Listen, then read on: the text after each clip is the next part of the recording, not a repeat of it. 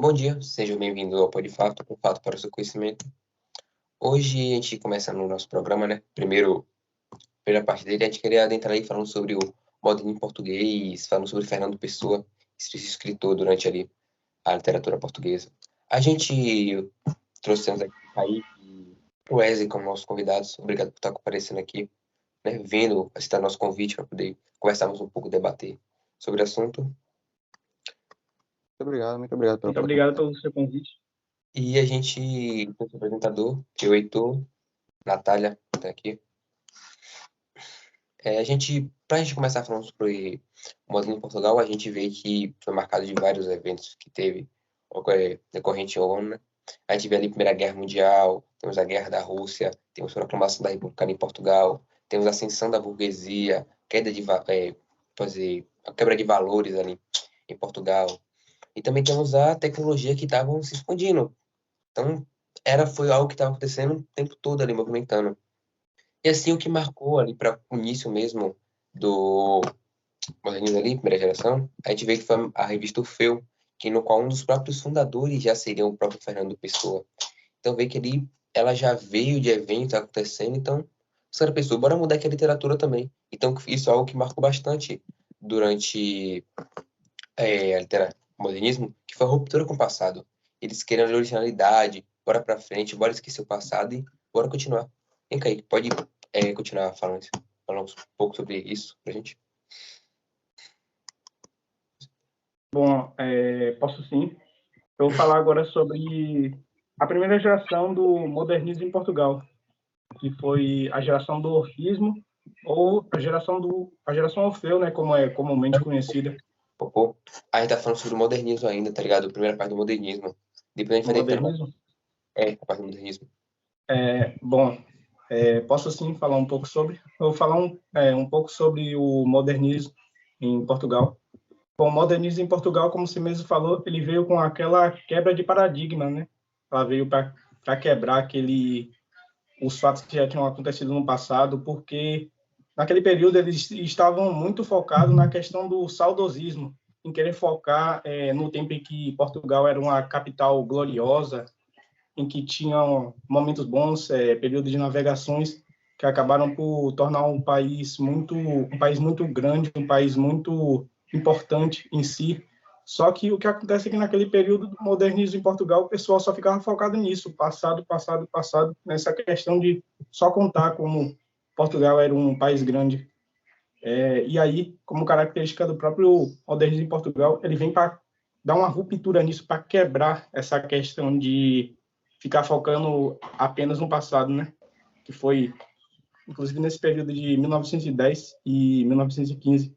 Ele também vem com essa questão de trazer a revolução em si, em questão da própria revolução, da industrialização, para trazer as máquinas, trazer evolução da tecnologia, avião, televisão, cinema, todas essas questões tecnológicas que ainda não tinham sido presentes nessa época, né? Toda essa industrialização. Também não vem apenas com a questão da industrialização em si, vem com a inovação dos pensamentos, né?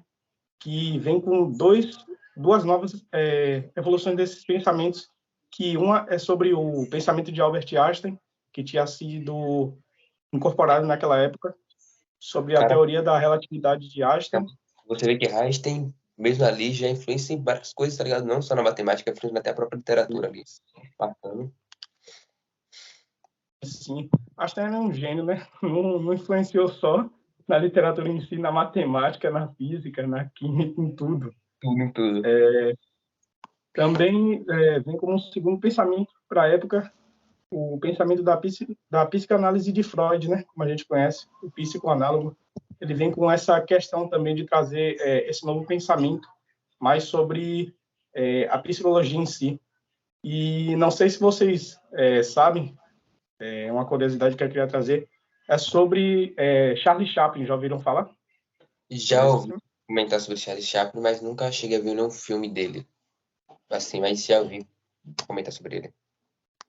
Bom, Charlie Chaplin era um autor em que ele buscava justamente no filme dele, né, nos filmes que ele atuava, trazia essas questões sobre o modernismo.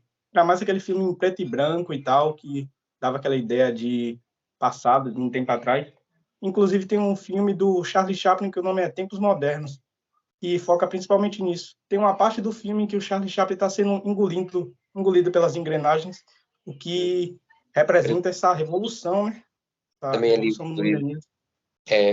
então, ele conta a história. E se a gente citaria as características do modernismo, a gente vê bastante ali o futurismo ali presente, a gente vê ali as vanguardas europeias que marcaram também. Temos ali aquela quebra, a ruptura do passado, como a gente citou. E também temos a originalidade, eles queriam fazer algo original, o mundo tá indo, a gente vai também. A gente quer evoluir também, trazer isso aqui para a literatura. Então, era um dos objetivos dele. E também ali, essa isenção ali do sentimentalismo, não foi algo que queria ter um cartão marcado. E foi isso. A gente sabe que Portugal lá, né, Portugal influenciou bastante no Brasil, como nossos próprios modelos entre gerações deles também tiveram.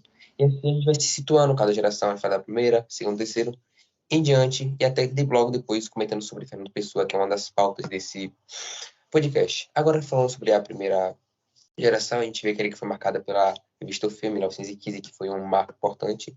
Eles ali queriam, posso dizer, buscar originalidade. Foi trazendo as características, basicamente, de modernismo. Vê que ele foi marcado pelas vanguardas do impressionismo, futurismo, do próprio cubismo.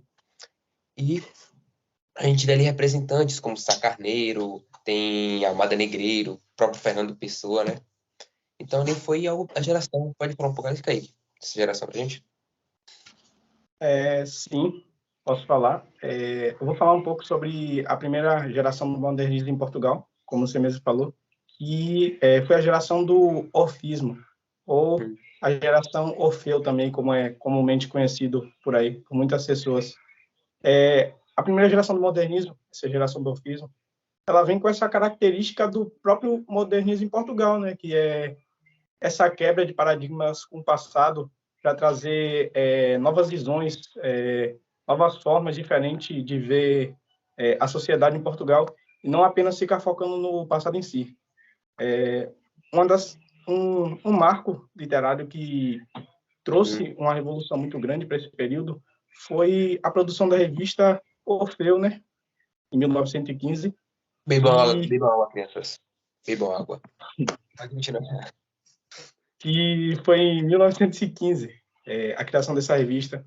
Bom, para vocês que estão se perguntando mais o que é Orfeu, uma palavra assim um pouco desconhecida, né? Para entender sobre por que o nome da revista foi Orfeu, tem um mito grego da mitologia, né? Que é contado sobre o próprio Orfeu, que era um cara que tinha uma lira que conseguia encantar as pessoas com o som dela. E a mulher de Orfeu, Eurídice, o nome dela, estava saindo para um casamento. Até que no meio do caminho um cara pegou ela e queria estuprá-la, né? Naquela agonia toda, ela tentando sair dessa situação, ela acabou caindo no chão e quando caiu foi picada por uma cobra e veio a falecer. Orfeu ficou muito triste, né, por esse acontecimento. Ele foi atrás da sua esposa para recuperá-la. Inclusive, ele chegou até a Hades para poder pedir a vida dela de volta. E o Hades, se fazendo do cara gente boa, né, falou: eu vou te dar a vida da Eurídice de volta, mas com uma condição. Você tem que seguir em frente com ela, mas sem olhar para trás. Um brilho forte vem atrás do Orfeu enquanto ele segue a caminhada com Eurídice. E ele, na curiosidade, decide olhar, né, para trás, aquele brilho forte batendo. Ele continua olhando. Quando o Orfeu vira para frente, que ele olha para Eurídice, ela foi transformada em pedra, sem nenhum resquício mais de vida. E a reflexão que o conto do mito de Orfeu faz nessa revista é justamente isso, né?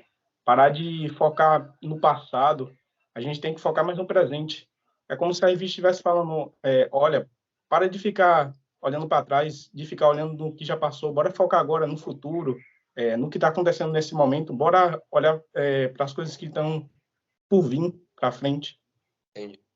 Assim, quem assistiu Cavaleiros do Zodíaco vai lembrar, não sei, que a gente vê o Phil ali no paraíso, tocando a harpa, e tem aquele mais daquela mulher de pedra, tocando ali. Só ali ressaltando. Sim, sim. E, velho, se você for ver, o cara traz ali uma filosofia de vida, né? Vamos seguir aqui pra frente, o passado já tá no passado, agora tem que focar no presente que vamos ser pra lá, e etc. Então, a primeira geração foi isso, trazendo ali algumas discussões culturais, trazendo ali poesias complexas também, só esqueci de ressaltar um pouco, falando sobre isso.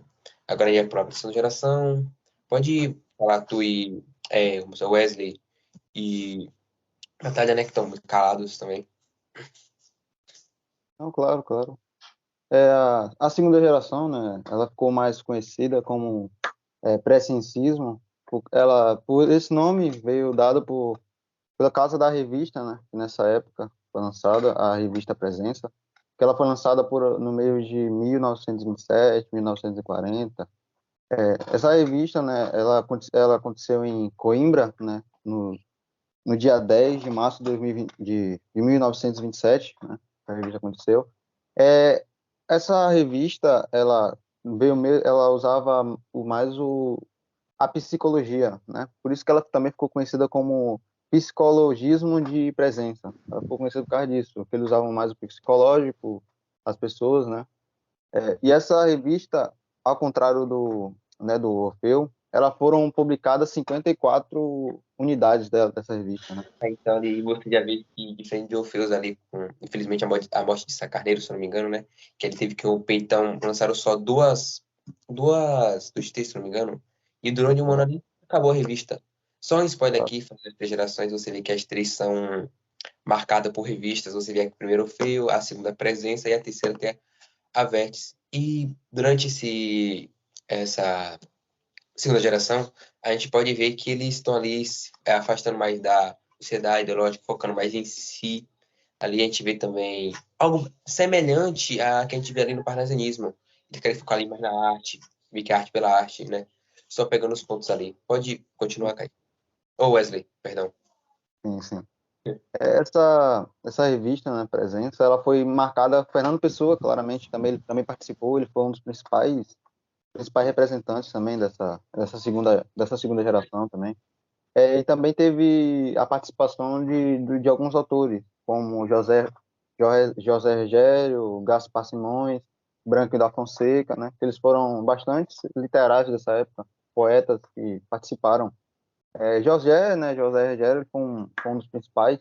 Ele que escreveu poemas bastante importantes, né, nessa época, como o Poema de Deus e o Diabo, que foi lançado em 1925, um pouquinho antes, né, dessa geração, mas faz parte dessa geração. Também teve o Jogo da Cobra Cega, que foi lançado em 1934, por aí. Teve a Histórias de Mulher, que foi lançado em 1946. Aí também veio o Branquinho, né? O Branquinho da Fonseca. Ele postou um poema, o nome Poemas, que foi lançado em 1927. Também teve o Mar Santo, que foi lançado em 1952. E também teve o Barão, foi lançado em 1972. E também tem, né, sem claramente temos que falar dele, né, João Gaspar Simões. Ele lançou, né, um pouquinho mais tarde os seus poemas, mas foi muito importante, que foi Eloy, Eloy, que foi lançado em 1932. O Romance Numa Cabeça, que foi lançado entre 1932 também. Amigos Sinceros, que foi lançado entre 1941, por aí. Então, ali, você vê que a segunda geração, ela meio que está complementando ali a primeira geração, complementando, e vê que isso é muito importante, que eles queriam renovar a literatura e buscar novas formas de se expressar. Foi um dos temas ali discutidos.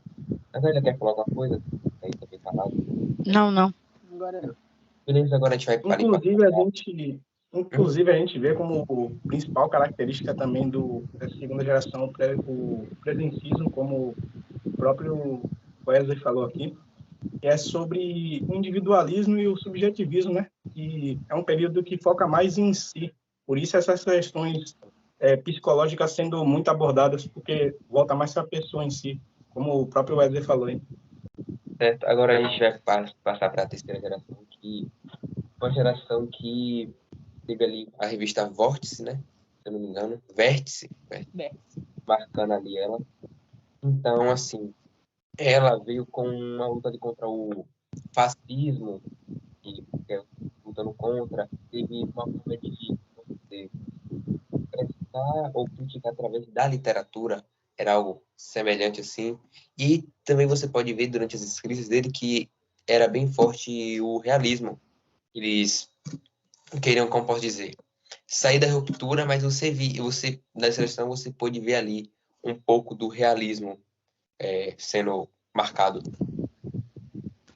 Pode comentar aí, Caio, pra gente? Ciro? Claro, posso sim.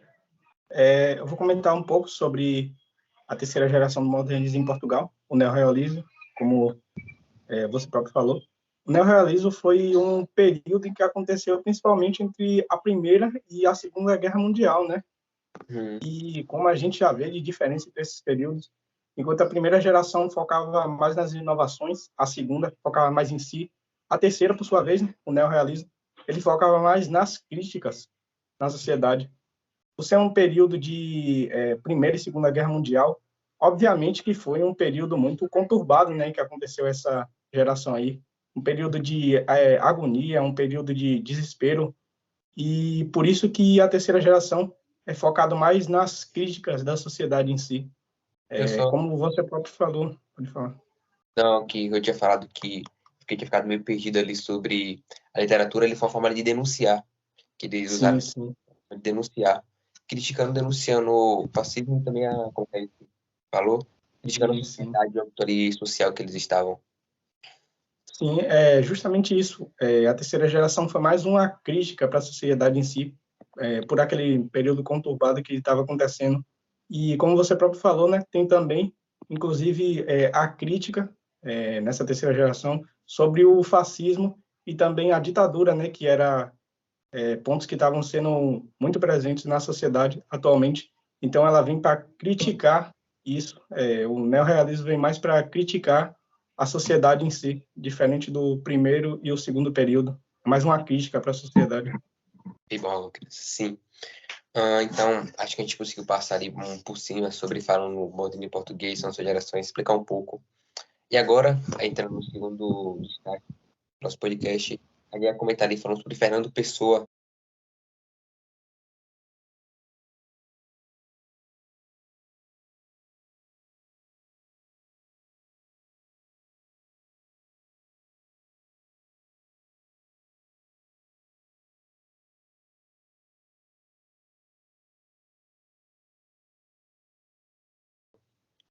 Esse gênio da literatura, né, Isso que eu ia falar.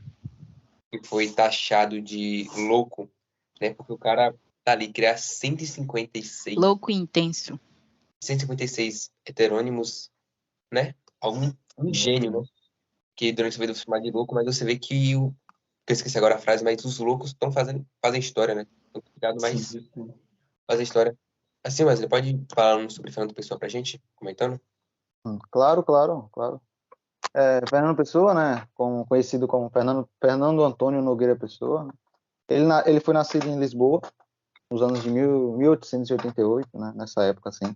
Uma época bem, né, bem antiga para a mente dele, que era muito mais avançada. A gente tem literaturas dele, se a gente lê hoje em dia, a gente acha que está passando o nosso tempo, né?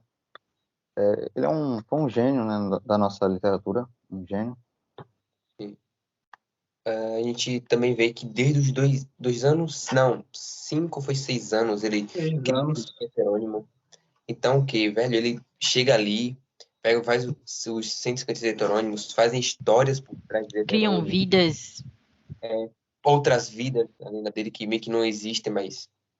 Então, Hum. criam outras Uma pessoas com coisa, história de vida, escritas diferentes, então, muito Histórias bom. diferentes.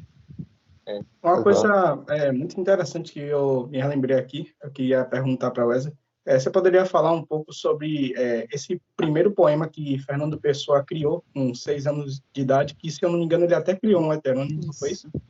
Foi o Claro. heterônimo. Esse primeiro heterônimo, né, que ele criou foi com 6 anos. O nome dele era Chevalier de Paz, né, foi o primeiro heterônimo dele.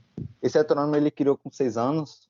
Esse heterônimo ele acabou criando por causa das coisas que estavam acontecendo com ele naquela época, né? Com 1 ano atrás, com 5 anos, ele acabou perdendo, né, seu pai, e acabou a falecer por causa da tuberculose.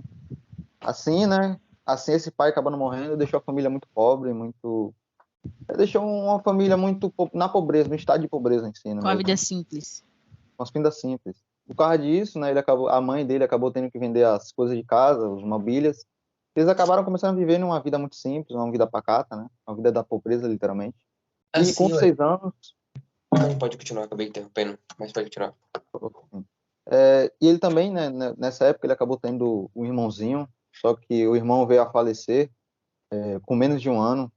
Aí, com essas consequências, ele acabou criando, né, esse heterônimo e acabou escrevendo um poema. O nome do poema se chama Minha Querida Mama. E eu vou recitar esse poema agora aqui para vocês entenderem o que ele fala. Nesse poema ele cita assim: Ô terra Portugal, ô terra onde nasci, por muito que gosto dela, ainda gosto mais de ti. Né? Que ele está falando nesse poema, ele está falando sobre, né, sua vida em si, né? Sobre em Portugal. Na hora que ele fala, né, ô terra portuguesa, que ele fala, ô terra, né, onde eu vim, ô terra de onde eu nasci, como ele cita agora. Por tanto gosto dela, ainda gosto de ti, entendeu? Que ele porque por causa disso, o pai dele acabou morrendo, o irmão perdeu o irmão. Mesmo assim, ele cita que ele ainda gosta muito da terra dele, de Portugal, assim, né? Assim, ressaltando falar sobre isso, Wesley, da morte do pai e do irmão dele, alguns diziam que ele era um louco, que ele tinha algum problema mental. É que eu acabei esquecendo o nome da doença, que Esquizofrenia? pode ser esquizofrenia, mas não seria o nome necessário, o nome correto dele, porque meio que ele tem outras pessoas, tem ele, mas tem outras pessoas no corpo dele, como a gente vê ali no filme Fragmentado. Quem viu que tem um cara ali, mas são 6 pessoas com diferentes personalidades, diferente dele, tá ligado? É Voltron no corpo, eu esqueci o nome da doença. Será esses heterônimos dele seriam alguma forma, alguma doença que surgiu ali ele foi fazendo, ou também poderia ter sido uma forma de se expressar, como a do pai dele foi uma forma de se expressar. Sim. Muitas pessoas, né, achavam que ele tinha esquizofrenia ou né, crise de personalidade, que é o nome dessa doença que você está falando. Muitas pessoas achavam isso, que achavam que era outras personalidades, outras pessoas, mas não. Muitos estudiosos falam que era só o jeito dele se expressar com outros heterônimos, com outras formas, como se fosse com outras pessoas, né? As habilidades que ele tinha. Sim, inclusive, nos próprios heterônimos de Fernando Pessoa, dá para perceber o quão genial esse cara foi, porque criar 156 personalidades diferentes, cada um com data de nascimento, data de morte, cada um com a forma de escrita, poemas diferentes. Dá para dizer que o cara era realmente incrível, viu? Um gênio. Sobre essa questão de criar formas de vidas diferentes, os heterônimos. Inclusive, uma curiosidade interessante é que chegaram a pensar que ele era louco e, um pouco lá para frente na história, internaram ele no hospício, por conta disso, dessa criação dessas características diferentes, vida diferente. Certo. A gente vê que, como foi marcado, ele criou ali 3 heterônimos, que ficou ali o principal, que foi Caeiro, Alberto Caeiro. Álvaro Campos e Ricardo Reis, que foi trazendo ali, Caeiro era o homem simples do campo, Álvaro Campos, o homem que era um futurista ali, e Quem vai temos falar sobre isso é Bia, né? esse gênio da literatura, né, Isso que eu ia falar. que foi taxado. Oi, gente. Tô fazendo aqui um vídeo falando dos heterônimos e eu não queria perder nenhuma oportunidade de estar aqui aparecendo nesse podcast. Bom, o que é heterônimos? A heteronimia é o estudo de heterônimos, isto é, estudo de autores fictícios que possuem personalidade. Eles foram criados por Fernando Pessoa. Os principais são Alberto Caeiro, Álvaro de Campos e Ricardo Reis. Alberto é considerado o mestre, aquele conforme a definição de seu criador, que escreve por pura inesperada inspiração, sem saber ou sequer calcular que iria escrever. Álvaro valoriza a modernidade e é um pessimista, pois apesar do gosto pelo processo, o tempo presente, a angústia Seu estilo pode ser definido em 3 fases: decadentista, progressista e pessimista. Ricardo, as características dele são a objetividade, linguagem rebuscada, temática de fugacidade, rigor formal, traços neoclássicos, cap de referências grego-latina, niilismo, sobriedade e amor idealizado. Gente, obrigado aí mesmo. É isso aí. Espero que a gente possa sentar aqui de novo e conversar sobre os assuntos, porque aqui é um pó de fato, então são fatos de vários lugares, não é só focado na literatura, vamos falar assuntos diversos. Então, espero que a gente possa ter outra experiência conversando com você novamente. Obrigado por ter vindo. E é isso. Tchau, gente. Valeu aí. Valeu, Nath. Obrigado.